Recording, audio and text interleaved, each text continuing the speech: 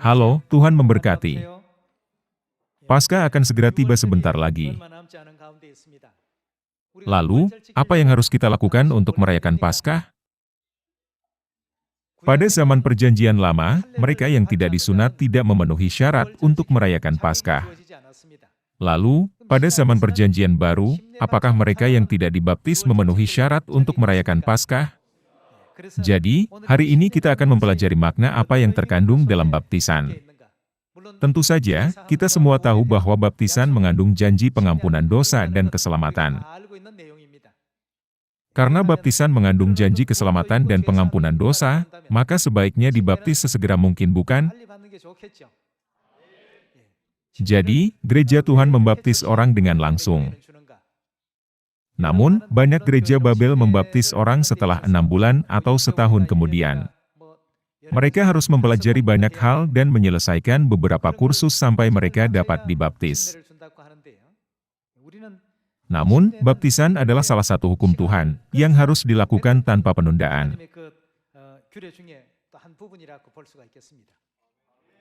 Misalkan seorang pasien dibawa ke ruang gawat darurat di rumah sakit. Bagaimana jika seorang dokter memeriksa pasien dan berkata, "Saya akan mempelajari kasusnya selama sekitar 1 tahun dan kemudian mulai mengobatinya"? Apakah ini masuk akal? Untuk pasien darurat, dokter harus mengambil tindakan darurat. Pembaptisan bagaikan sebuah perawatan darurat. Jadi, gereja Tuhan kita membaptis siapapun yang ingin dibaptis langsung karena ini adalah ajaran Alkitab. Jadi, hari ini, mari kita pelajari alasan mengapa baptisan harus langsung dilakukan melalui Alkitab. Mari kita lihat Roma pasal 6 ayat 22. Tetapi sekarang, setelah kamu dimerdekakan dari dosa dan setelah kamu menjadi hamba Allah, kamu beroleh buah yang membawa kamu kepada pengudusan dan sebagai kesudahannya ialah apa? Kita telah dimerdekakan dari dosa, dan beroleh buah yang membawa kita kepada pengudusan dan sebagai kesudahannya ialah hidup yang kekal. Mari kita lihat ayat 23. Sebab upah dosa ialah maut. Upah dosa berarti keputusan hakim, yang dibuatnya berdasarkan dosa, setelah memeriksa keseriusan dosa. Jika seseorang melanggar undang-undang lalu lintas, dia mungkin didenda $300. Jika seseorang melakukan kejahatan yang mengerikan, dia dapat dijatuhi hukuman 10 tahun penjara. Jadi, ada hukuman yang berbeda untuk dosa yang berbeda. Tetapi bagi kita, kita dijatuhi hukuman mati karena dosa-dosa kita. Jadi, dosa-dosa kita pastilah tidak kecil. Itu adalah dosa yang sangat besar. Karena kita dijatuhi hukuman mati, kita dapat memahami bahwa kita telah melakukan dosa yang tidak dapat diampuni. Dosa yang pantas dihukum mati ini bisa disebut kejahatan berat. Biasanya, kita menyebut orang yang dijatuhi hukuman mati, terpidana mati. Terpidana mati tidak tahu kapan eksekusi mereka akan dilakukan. Mungkin hari ini atau besok, atau mungkin sebulan kemudian. Anak-anak Tuhan yang melakukan kejahatan berat tidak tahu kapan eksekusi mereka akan dilakukan. Jika ada cara untuk memberi kita pengampunan dosa, Tuhan pasti ingin menyelamatkan kita melalui jalan itu secepat mungkin, bukan? Jadi, kita harus membaptis orang tanpa penundaan, karena kita tidak tahu kapan hukuman mati rohani akan dilaksanakan. Upacara pembaptisan mengandung kasih Tuhan yang ingin agar orang-orang dibaptis dan menerima pengampunan dosa sesegera mungkin. Mari kita lihat Amsal pasal 27 ayat 1. Janganlah memuji diri karena esok hari. Mengapa kita tidak bisa yakin tentang hari esok? Dalam keadaan apakah kita saat ini, secara rohani? Kita adalah orang berdosa yang tidak bisa diampuni hanya dengan hukuman denda. Ada tertulis bahwa upah dosa kita adalah maut. Bagi terpidana mati, tidak ada seperti hari esok. Jika hukuman mati dilakukan hari ini, semuanya berakhir hari ini. Orang-orang yang hidup seolah-olah mereka benar, lupa bahwa mereka adalah orang berdosa. Mereka mungkin berkata, saya akan dibaptis setelah 3 atau 6 bulan kemudian, pelan-pelan setelah belajar lebih banyak. Namun, jika kita menyadari bahwa kita adalah malaikat yang dilemparkan ke bumi ini setelah melakukan dosa besar di sorga, yang pantas dihukum mati, kita tidak akan pernah bisa yakin akan hari esok. Itulah sebabnya ada tertulis dalam Amsal pasal 27. Janganlah memuji diri karena esok hari, karena engkau tidak tahu apa yang akan terjadi hari itu. Di sini dikatakan, engkau tidak tahu apa yang akan terjadi hari itu. Dalam Injil Lukas pasal 12, Yesus memberikan pengajaran yang sama. Mari kita beralih ke Lukas pasal 12 ayat 16. Kemudian ia mengatakan kepada mereka suatu perumpamaan, katanya, ada seorang kaya, tanahnya berlimpah-limpah hasilnya. Ia bertanya dalam hatinya, apakah yang harus aku perbuat, sebab aku tidak mempunyai tempat di mana aku dapat menyimpan hasil tanahku. Lalu katanya, inilah yang akan aku perbuat, aku akan merombak lumbung-lumbungku dan aku akan mendirikan yang lebih besar dan aku akan menyimpan di dalamnya segala gandum dan barang-barangku. Sesudah itu aku akan berkata kepada jiwaku, jiwaku, ada padamu banyak barang, tertimbun untuk bertahun-tahun lamanya, beristirahatlah, makanlah, minumlah dan bersenang-senanglah. Tetapi firman Allah kepadanya, hai engkau orang bodoh, pada malam ini juga jiwamu akan diambil daripadamu, dan apa yang telah kau sediakan, untuk siapakah itu nanti? Di sini, kita dapat melihat bahwa seseorang kaya ini berkata kepada jiwanya bahwa beristirahatlah, makanlah, bersenang-senanglah karena ada banyak barang yang disimpan selama bertahun-tahun, padahal dia hanyalah seorang pendosa surgawi yang tidak dapat mengetahui akan hari esok. Kemudian Tuhan berkata kepadanya, hai engkau orang bodoh, tidak menyadari siapa dirimu.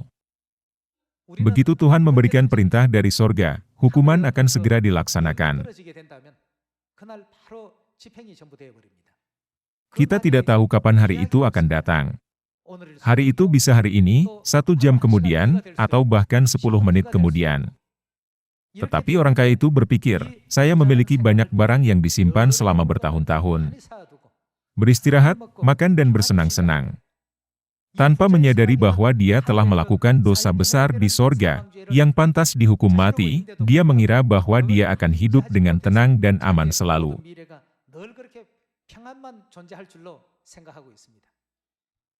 Namun, Tuhan berkata, engkau bukan orang yang bisa mengetahui akan hari esok. Mengapa engkau tidak mengenal dirimu sendiri? Ada kasus seperti itu, seorang suami pergi bekerja di pagi hari setelah menyapa istrinya. Dia bisa mengalami kecelakaan mobil dalam perjalanannya ke tempat kerja. Suatu ketika, kebakaran terjadi di kereta bawah tanah, dan orang-orang meninggal karena mati lemas atau mati terbakar oleh api karena mereka tidak bisa keluar dari kereta. Tidak ada yang bisa memperkirakan kecelakaan yang begitu menyedihkan. Itulah sebabnya Tuhan berkata, jangan memuji diri karena esok hari. Tidak ada dalam catatan para nabi dan Alkitab yang dapat kita temukan, kasus di mana mereka menunda pembaptisan selama 6 bulan atau 1 tahun. Semua orang langsung dibaptis. Mari kita lihat Kisah Para Rasul pasal 8 ayat 26. Kemudian berkatalah seorang malaikat Tuhan kepada Filipus, katanya, bangunlah dan berangkatlah ke sebelah selatan, menurut jalan yang turun dari Yerusalem ke Gaza. Jalan itu jalan yang sunyi. Lalu berangkatlah Filipus. Adalah seorang Etiopia, seorang Sida-Sida, pembesar dan kepala perbendaharaan Sri Kandake, Ratu Negeri Etiopia, yang pergi ke Yerusalem untuk beribadah. Sekarang orang itu sedang dalam perjalanan pulang dan duduk dalam keretanya sambil membaca kitab Nabi Yesaya. Melihat orang itu membaca kitab suci, Filipus mendekatinya dan bertanya, mengertikah Tuhan apa yang Nabi Yesaya katakan? Kemudian Sida-Sida itu berkata, bagaimanakah aku dapat mengerti, kalau tidak ada yang membimbing aku? Maka mulailah Filipus berbicara dan bertolak dari nas itu ia menjelaskan kepadanya segala sesuatu tentang Yesus. Mari kita lihat apa yang terjadi setelah Filipus menjelaskannya kepadanya. Ayat 35. Maka mulailah Filipus berbicara dan bertolak dari nas itu ia memberitakan Injil Yesus kepadanya. Mereka melanjutkan perjalanan mereka, dan tiba di suatu tempat yang ada air. Lalu kata sida-sida itu, "Lihat, di situ ada air. Apakah halangannya, jika aku dibaptis?" Lalu orang Etiopia itu menyuruh menghentikan kereta itu, dan keduanya turun ke dalam air, baik Filipus maupun sida-sida itu, dan Filipus membaptis dia. Dan setelah mereka keluar dari air, menurut catatan di sini, sida-sida Etiopia adalah seorang pejabat penting yang mengurus semua perbendaharaan Kandake, Ratu Etiopia. Dalam istilah modern, ia disebut sebagai Menteri Keuangan suatu negara.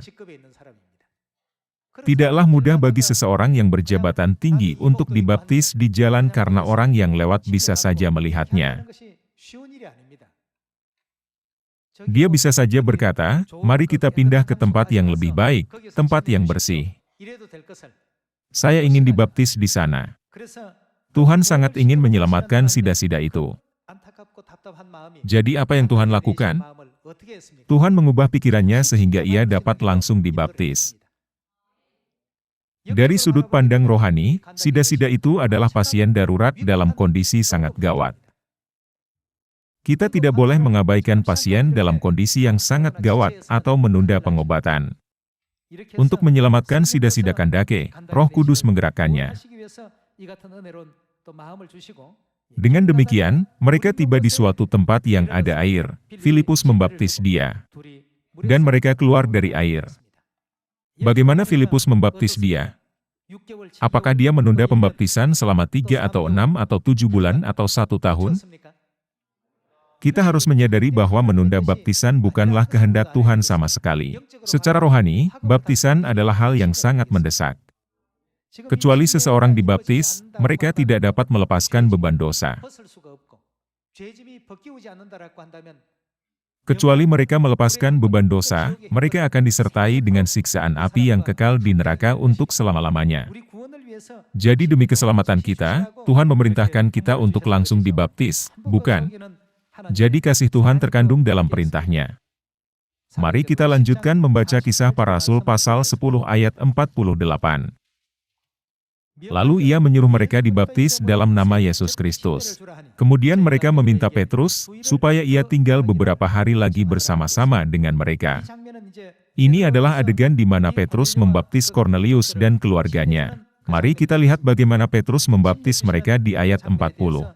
Yesus itu telah dibangkitkan Allah pada hari yang ketiga, dan Allah berkenan bahwa ia menampakkan diri, bukan kepada seluruh bangsa, tetapi kepada saksi-saksi, yang sebelumnya telah ditunjuk oleh Allah, yaitu kepada kami yang telah makan dan minum bersama-sama dengan dia, setelah ia bangkit dari antara orang mati. Dan ia telah menugaskan kami memberitakan kepada seluruh bangsa dan bersaksi, bahwa dialah yang ditentukan Allah menjadi hakim atas orang-orang hidup dan orang-orang mati. Tentang dialah semua nabi bersaksi, bahwa barang siapa percaya kepadanya, ia akan mendapat pengampunan dosa oleh karena namanya. Seperti ini, Rasul Petrus bersaksi tentang Yesus kepada Kornelius dan keluarganya. Ketika Petrus sedang berkata demikian, turunlah Roh Kudus ke atas semua orang yang mendengarkan pemberitaan itu. Dan semua orang percaya dari golongan bersunat yang menyertai Petrus, tercengang-cengang, karena melihat bahwa karunia Roh Kudus dicurahkan ke atas bangsa-bangsa lain juga. Sebab mereka mendengar orang-orang itu berkata-kata dalam bahasa roh dan memuliakan Allah. Lalu kata Petrus, "Bolehkah orang mencegah untuk membaptis orang-orang ini dengan air, sedangkan mereka telah menerima Roh Kudus sama seperti kita?" Lalu ia menyuruh mereka dibaptis dalam nama Yesus Kristus. Kemudian mereka meminta Petrus, supaya ia tinggal beberapa hari lagi bersama-sama dengan mereka. Di sini, ini adalah pertama kalinya Kornelius dan Petrus bertemu satu sama lain, sama seperti saat pertama kali sida-sida Kandake dan Filipus bertemu satu sama lain. Meskipun mereka semua bertemu satu sama lain untuk pertama kalinya, Tuhan mengizinkan mereka untuk dibaptis dengan langsung melalui pekerjaan Roh Kudus. Karena manusia selalu membawa dosa-dosanya yang layak mendapatkan hukuman mati, mereka semua ditentukan untuk mati jika kita tidak melakukan tindakan secepatnya. Ini adalah keadaan yang sangat mendesak di mana semua orang di desa global ini berada saat ini. Ketika gempa berkekuatan magnitudo 7,1 melanda Jepang, apakah orang dapat memprediksinya 1 atau 2 jam sebelum itu terjadi? Sebelumnya, gempa berkekuatan magnitudo 9,0 juga terjadi dan menyebabkan banyak orang tewas. Tidak ada yang bisa memprediksinya sama sekali. Situasi yang tak terduga sedang terjadi di desa global ini. Jika demikian, apakah ada kesempatan bagi mereka untuk bertobat di bumi ini? Mereka kehilangan semua kesempatan seperti itu. Sebab itu, semua orang di dunia secara rohani berada dalam situasi sangat mengerikan. Karena mereka tidak menyadari hal ini. Mereka hanya berpikir seperti orang kaya yang berkata, beristirahatlah, makanlah dan bersenang-senanglah. Begitulah cara berpikir orang-orang di dunia saat ini. Tuhan membiarkan Kornelius dan sida-sida Kandake menyadari bahwa mereka berada dalam situasi yang begitu mendesak. Itulah sebabnya mereka langsung dibaptis, dan para murid juga. Ketika mereka harus membaptis seseorang, mereka langsung membaptis, tanpa menunda-nunda. Kehendak siapakah itu? Itu semua kehendak Tuhan. Mari kita melihat kembali ke iman gereja awal, dan melihat bagaimana baptisan dilakukan pada zaman itu melalui kitab Kisah Para Rasul. Mari kita lihat Kisah Para Rasul pasal 16 ayat 29. Kepala penjara itu menyuruh membawa suluh, lalu berlari masuk dan dengan gemetar tersungkurlah ia di depan Paulus dan Silas. Ia mengantar mereka keluar, sambil berkata, "Tuan-tuan, apakah yang harus aku perbuat, supaya aku selamat?" Jawab mereka, "Percayalah kepada Tuhan Yesus Kristus dan engkau akan selamat, engkau dan seisi rumahmu." Kita sudah tahu adegan ini dengan baik. Saat memberitakan Injil Yesus Kristus, Paulus dan Silas dipenjarakan dengan tuduhan penginjilan oleh kerumunan orang yang iri kepada mereka, padahal mereka tidak bersalah apapun. Tetapi bahkan di penjara, mereka menyanyikan pujian bagi Tuhan dan memuliakan Tuhan.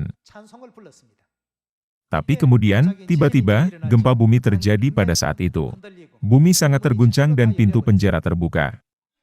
Saat kepala penjara menyangka, orang-orang hukuman itu sudah melarikan diri, dia menghunus pedangnya hendak membunuh diri. Alasan mengapa dia hendak membunuh diri adalah karena, di masa lalu, jika seorang tahanan melarikan diri, kepala penjara yang bertanggung jawab harus menebus dosa tahanan dengan kematian. Untuk alasan ini, kepala penjara menghunus pedangnya dan hendak bunuh diri, karena dia menyangka bahwa semua tahanan telah melarikan diri. Namun, Paulus berteriak, "Jangan celakakan dirimu, sebab kami semuanya masih ada di sini." Setelah menenangkan kepala penjara itu, Paulus menyampaikan kabar baik tentang Kristus kepadanya. Mari kita lanjutkan dengan ayat 31. Jawab mereka, "Percayalah kepada Tuhan Yesus Kristus dan engkau akan selamat, engkau dan seisi rumahmu." Lalu mereka memberitakan firman Tuhan kepadanya dan kepada semua orang yang ada di rumahnya. Pada jam itu juga kepala penjara itu membawa mereka dan membasuh bilur mereka. Seketika itu juga ia dan keluarganya memberi diri dibaptis. Lalu ia membawa mereka ke rumahnya dan menghidangkan makanan kepada mereka. Dan ia sangat bergembira bahwa ia dan seisi rumahnya telah menjadi percaya kepada Allah. 2000 tahun yang lalu, mereka masih belum ada listrik seperti yang ada sekarang ini. Pikirkan betapa gelapnya malam saat itu. Bagaimana dengan tempatnya? Di sini, pembaptisan untuk kepala penjara dan keluarganya dilakukan di tempat yang tidak suci di mana para penjahat tinggal. Kepala penjara bisa saja dibaptis di tempat yang bersih dan suci keesokan harinya. Namun, seperti yang Yesus sampaikan dalam perumpamaan tentang orang kaya, pada malam ini juga jiwamu akan diambil daripadamu, dia tidak menunggu sampai pagi. Ketika dia memperoleh pemahaman, dia juga memimpin seluruh keluarganya untuk dibaptis. Alkitab berkata, ia membawa mereka ke rumahnya dan menghidangkan makanan kepada mereka. Dan ia sangat bergembira bahwa ia dan seisi rumahnya telah menjadi percaya kepada Allah. Di sini juga, Paulus dan kepala penjara belum pernah bertemu sebelumnya. Namun, ketika kepala penjara menyadari Kristus setelah mendengarkan Injil Kristus untuk pertama kalinya, apa yang pertama kali ia lakukan? Dia langsung dibaptis. Mari kita lihat kasus Lydia. Mari kita membuka Kisah Para Rasul pasal 16 ayat 13. Pada hari Sabat kami keluar pintu gerbang kota. Kami menyusur tepi sungai dan menemukan tempat sembahyang Yahudi, yang sudah kami duga ada di situ. Setelah duduk, kami berbicara kepada perempuan-perempuan yang ada berkumpul di situ. Seorang dari perempuan-perempuan itu yang bernama Lydia turut mendengarkan. Ia seorang penjual kain ungu dari kota Tiatira, yang beribadah kepada Allah. Tuhan membuka hatinya, sehingga ia memperhatikan apa yang dikatakan oleh Paulus. Paulus menemukan tempat berdoa lalu menginjil kepada para perempuan yang berkumpul di tepi sungai. Lalu, Tuhan membuka hati Lydia. Tuhan memberinya Roh Kudus, dan berkata kepadanya, "Lydia, engkau sangat diberkati Tuhan. Putuskan rantai dosa dan keluarlah dengan cepat." Tuhan hanya peduli dengan keselamatan kita. Sistem atau upacara penyembahan juga penting, tetapi Tuhan menganggap keselamatan kita sebagai yang terpenting. Begitu hati Lydia terbuka, apa yang langsung dia lakukan? Sesudah ia dibaptis bersama-sama dengan seisi rumahnya, ia mengajak kami, katanya, "Jika kamu berpendapat bahwa aku sungguh-sungguh percaya kepada Tuhan, marilah menumpang di rumahku." Ia mendesak sampai kami menerimanya. Kita tidak boleh menilai orang dengan pikiran kita sendiri. Saya pikir akan memakan waktu sekitar 10 bulan bagi orang ini untuk dibaptis, dan sekitar 6 bulan untuk orang itu. Dimanapun para murid dipimpin oleh Roh Kudus, mereka langsung membaptis orang. Mereka melakukan sedemikian agar jiwa-jiwa itu bisa datang kepada keselamatan. Ketika kita melihat ke dalam sejarah gereja awal, kita dapat menemukan banyak teladan yang baik dari para murid tentang baptisan. Saat penginjilan, ketika kita mendorong orang-orang untuk dibaptis, banyak dari mereka berkata, "Oh, tapi saya sudah dibaptis." Ada juga ajaran gereja awal tentang mereka yang berkata, "Saya sudah dibaptis." Ada yang mengatakan bahwa mereka dibaptis ketika mereka masih bayi. Beberapa mengatakan bahwa mereka dibaptis di gereja Katolik, dan yang lain mengatakan bahwa mereka dibaptis di gereja Protestan. Mengetahui bahwa banyak orang akan mengatakan itu, Tuhan meninggalkan ajaran terkait dalam Alkitab sebagai berikut. Mari kita lihat Kisah Para Rasul pasal 19 ayat 1. Ketika Apolos masih di Korintus, Paulus sudah menjelajah daerah-daerah pedalaman dan tiba di Efesus. Di situ didapatinya beberapa orang murid. Katanya kepada mereka, "Sudahkah kamu menerima Roh Kudus ketika kamu menjadi percaya?" Akan tetapi mereka menjawab dia, "Belum, bahkan kami belum pernah mendengar bahwa ada Roh Kudus." Lalu kata Paulus kepada mereka, "Kalau begitu dengan baptisan manakah kamu telah dibaptis?" Jawab mereka, "Dengan baptisan Yohanes." Kata Paulus, baptisan Yohanes adalah pembaptisan orang yang telah bertobat, dan ia berkata kepada orang banyak, bahwa mereka harus percaya kepada Dia yang datang kemudian daripadanya, yaitu Yesus. Ketika mereka mendengar hal itu, mereka memberi diri mereka dibaptis dalam nama Tuhan Yesus. Apakah mereka menolak untuk dibaptis lagi karena mereka telah dibaptis sebelumnya? Tidak, mereka dibaptis lagi setelah menyadari Kristus dengan benar. Ketika mereka mendengar hal itu, mereka memberi diri mereka dibaptis dalam nama Tuhan Yesus. Dan ketika Paulus menumpangkan tangan di atas mereka, turunlah Roh Kudus ke atas mereka. Bahkan mereka yang telah dibaptis oleh Yohanes, dibaptis kembali dalam nama Yesus. Bukankah kita harus dibaptis dengan nama baru? Tentu saja, kita harus. Di zaman ini, baptisan harus dilakukan dalam nama Bapa dan Anak dan Roh Kudus. Dan di mana kita harus dibaptis? Hanya baptisan yang dilakukan di Sion yang dapat membawa kita kepada pengampunan dosa dan keselamatan, karena Tuhan menjanjikan dan menjamin keselamatan di Sion. Mari kita cari tahu apakah janji Tuhan yang terkandung dalam baptisan. Mari kita membuka Kisah Para Rasul pasal 2 ayat 38. Jawab Petrus kepada mereka, "Bertobatlah dan hendaklah kamu masing-masing memberi dirimu dibaptis dalam nama Yesus Kristus untuk apa? Untuk pengampunan dosamu." Baptisan memiliki janji pengampunan dosa. Maka kamu akan menerima karunia Roh Kudus. Kita akan menerima berkat Roh Kudus. Bukan hanya ini saja. Mari kita beralih ke Markus pasal 16 ayat 15. Lalu ia berkata kepada mereka, "Pergilah ke seluruh dunia, beritakanlah Injil kepada segala makhluk. Siapa yang percaya dan dibaptis, apa yang akan terjadi padanya, akan diselamatkan." Melalui baptisan, Tuhan berjanji untuk memberi kita pengampunan dosa, keselamatan, dan karunia Roh Kudus. Dan juga, Tuhan membuat upacara pembaptisan menjadi sangat sederhana. Semuanya, baptisan juga mengandung makna kematian Kristus di salib. Kristus Yesus disalibkan, tinggal dikubur selama 3 hari, kemudian bangkit pada hari ketiga. Ketiga hal ini terkandung dalam baptisan. Ketika orang berdosa mendengarkan kebenaran dan menyadarinya, dia akan bertobat di hadapan Tuhan, berkata, "Ampunilah semua dosa saya di masa lalu." Sama seperti Kristus Yesus disalibkan, demikian pula tubuh dosa kita juga harus dikuburkan, bukan? Sama seperti Yesus dikuburkan di dalam kubur, apa yang juga harus kita lakukan dengan air? Kita harus mengubur semua dosa kita di masa lalu di dalam air.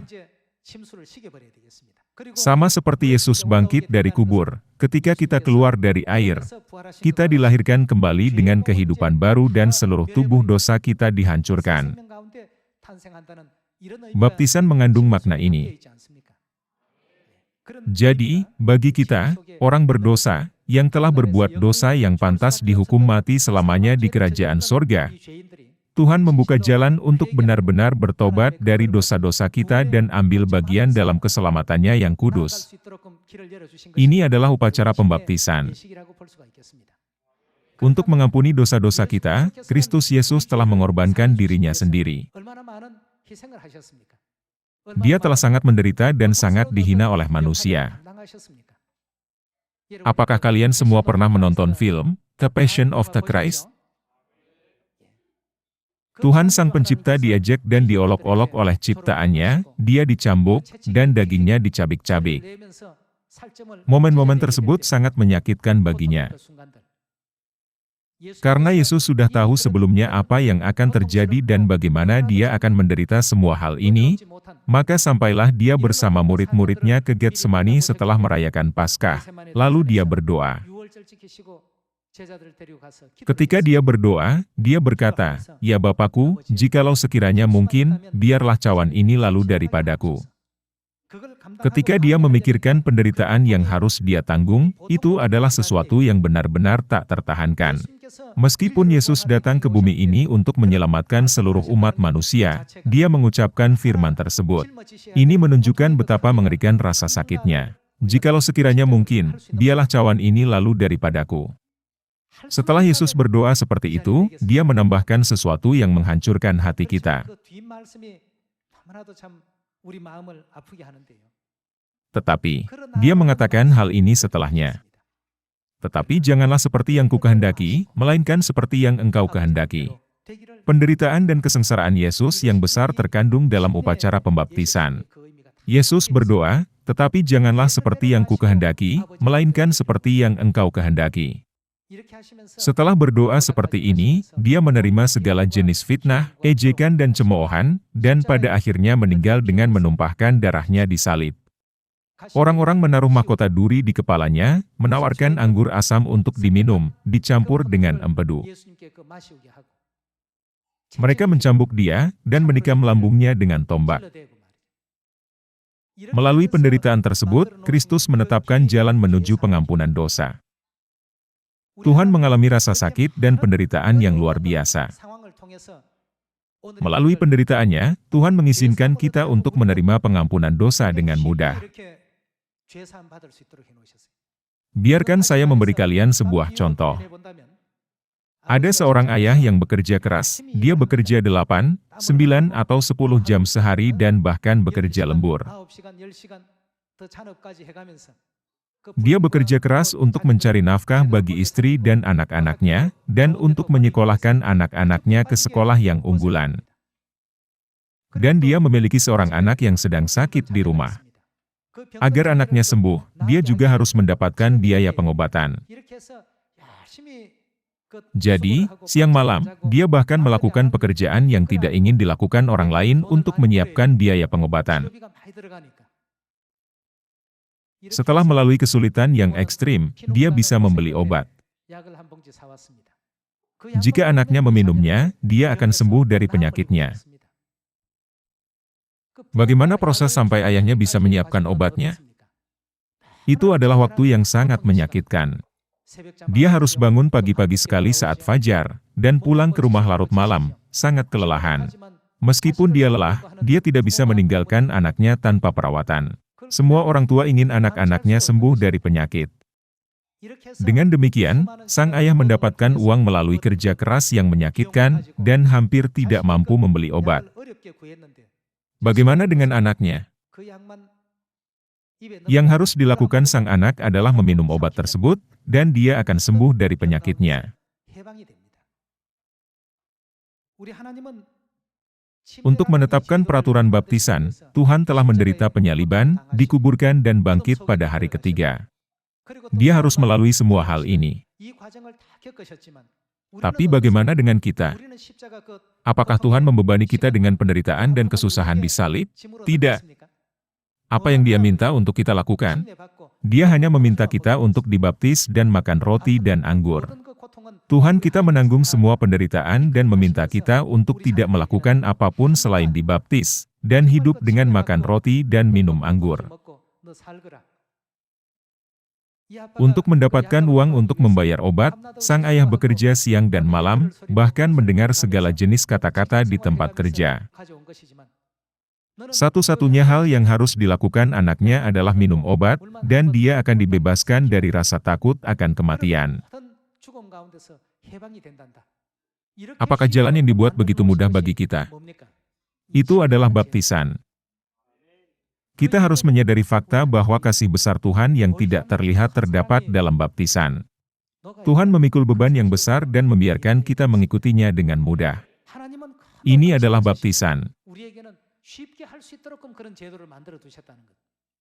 Jadi, bagaimana seharusnya kita melakukan upacara yang suci? Kita harus melakukannya dengan cepat. Apakah mereka dibaptis atau tidak, mereka bebas melakukan apa yang mereka mau. Namun, kita harus menjelaskan dan membiarkan mereka mengetahui kasih Tuhan yang tersembunyi dalam baptisan.